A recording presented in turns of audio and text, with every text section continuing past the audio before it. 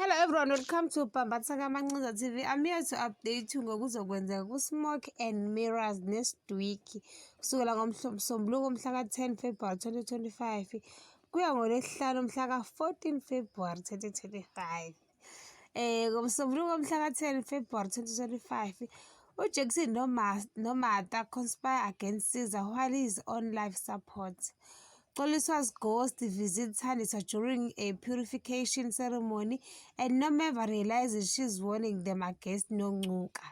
NgoLwesibili mhlaka 11 February 2025, uJackson tries to kill Caesar but gets interrupted by a nurse later.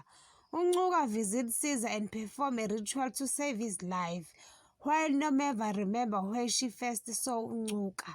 NgoLwesithathu mhlaka 12 February 2025, after being summoned to the hospital, Thandiswa is stunned to see Caesar alive and recovering. She and Nomeva quickly deduce that Ncuka was working for him all along. NgoLwesine mhlaka 13 February 2025, uCaesar surprises Thandiswa with tickets to Zanzibar as both set their plan in motion. Uphilile and the church ladies' tea clashes with Mamiki and Tiny's bachelor's party.